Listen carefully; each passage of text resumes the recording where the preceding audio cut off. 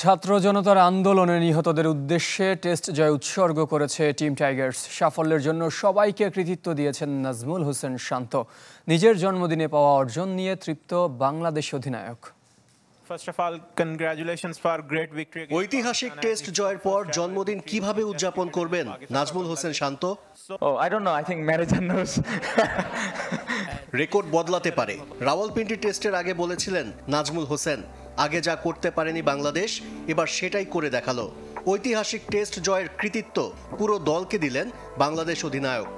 মুশফিক ভাইয়ের ইনিংসটা আউটস্ট্যান্ডিং ছিল, অবশ্যই একটা স্পেশাল ইনিংস যেটা আমাদের টিমটাকে একটু আগায় নিতে সাহায্য করেছে। বাট ওভারঅল যদি আপনি পুরো ম্যাচটা দেখেন, ব্যাটিং, বোলিং, ইভেন আমাদের ফিল্ডিংটা যদি দেখেন, পুরো একটা টিম এফোর্ট ছিল। চতুর্থ দিন পর্যন্ত কেউ ভাবেনি এই টেস্টের ফল হতে পারে। শেষ দিনের নাটকীয়তায় বদলে যায় সবকিছু, যদিও টাইগার অধিনায়কের বিশ্বাস ছিল। অসাধারণ অনুভূতি। সকালে যখন মাঠে গিয়েছি তখন বিশ্বাসটা ছিল যে আমরা জিততেও পারি, কারণ উইকেটটা অন্যরকম মনে হচ্ছিল। তবে এত তাড়াতাড়ি আত্মতৃপ্তিতে ভুগতে চান না নাজমুল হোসেন। জয়টা উপভোগ করছেন, এবার লক্ষ্য সিরিজ নিজেদের করে নেয়া। পরের টেস্ট ম্যাচটি খুব গুরুত্বপূর্ণ।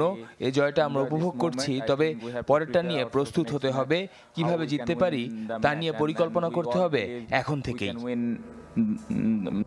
গেল এক মাস ধরে কঠিন সময় পার করছে দেশের মানুষ। সহিংসতা, সরকার পরিবর্তন, এরপর বন্যা। ক্রিকেটাররা যে যার মতো সহযোগিতা করার চেষ্টা করছেন, তবে এই জয়টি ছাত্র জনতা আন্দোলনে নিহতদের জন্য উৎসর্গ করেছে টিম বাংলাদেশ। এই টেস্টটা বৈষম্য বিরোধী ছাত্র জনতা আন্দোলনে যারা প্রাণ হারিয়েছেন, এই জয়টা তাদেরকে উৎসর্গ করেছে এবং তাদের জন্য টিমের পক্ষ থেকে অনেক অনেক দোয়া। এবং তাদের ফ্যামিলিতে আমার মনে হয় অনেক টাফ টাইম গিয়েছে। আশা করছি যে এই জয়টা দিয়ে তাদের মুখে একটু হলেও হাসি আসবে। এ জয়ে টেস্ট চ্যাম্পিয়নশিপের 6 নম্বরে উঠে এসেছে বাংলাদেশ। 30 আগস্ট রাওয়ালপিন্ডিতেই হবে সিরিজের শেষ ম্যাচ। আশরিক রুদ্র, চ্যানেল 24। হত্যা মামলার আসামি সাকিব আল হাসান এমন দুঃসংবাদ পাশে রেখে মাঠে সাবলীল দেশের অলরাউন্ডার পাশে পাচ্ছেন শরীফুল, মুমিনুল, এনামুল, মুনিম শাহরিয়ারের মতো জাতীয় ক্রিকেটারদের। অধিনায়ক নিজেও অবাক, এত চাপ ভুলে সাকিবের জ্বলে ওঠায়। মাথায় ঝুলছে হত্যা মামলার খড়গ, কিন্তু সাকিবকে দেখে তা বোঝার সাধ্যকার।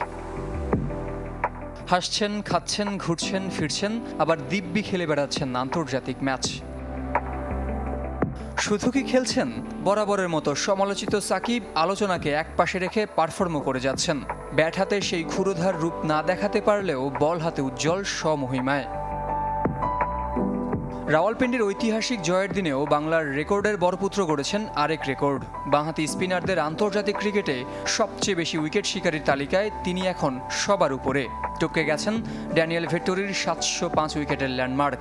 আমি যতটুকু বুঝি অনেক ডেডিকেটেড একজন মানুষ, টিমের জন্য জিতার জন্য যা যা করা দরকার সব কিছু করেন। এরকম একটা অবস্থাতে থাকার পরে এরকম একটা পারফরমেন্স করা, টিমে এরকমভাবে ইনপুট দেওয়া, স্পেশালি বোলিংয়ে, আউটস্ট্যান্ডিং। আমার মনে হয় যে তার কাছ থেকে আমরা এরকমই আশা করি এবং তার কাছ থেকে সামনের ম্যাচেও এর থেকে ভালো কিছু আশা করছি।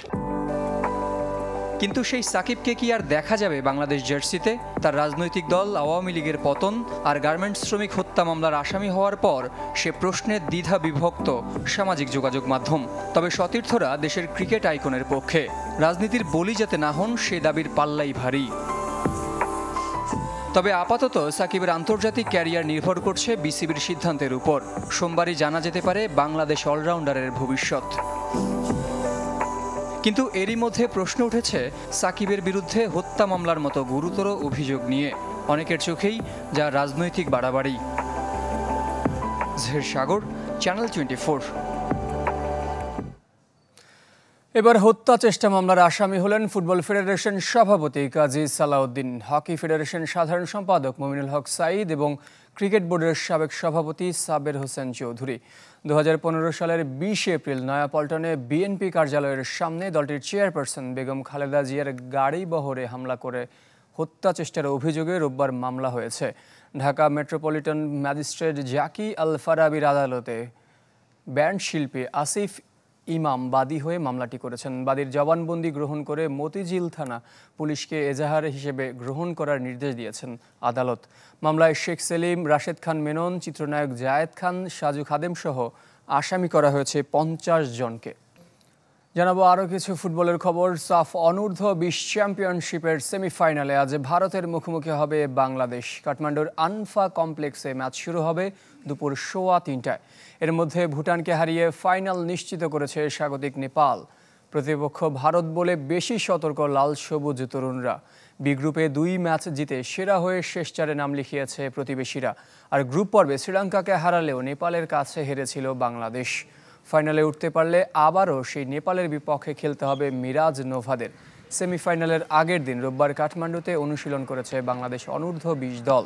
ভারতকে হারিয়ে ফাইনালে যেতে আত্মবিশ্বাসী লাল সবুজের তরুণ ফুটবলাররা।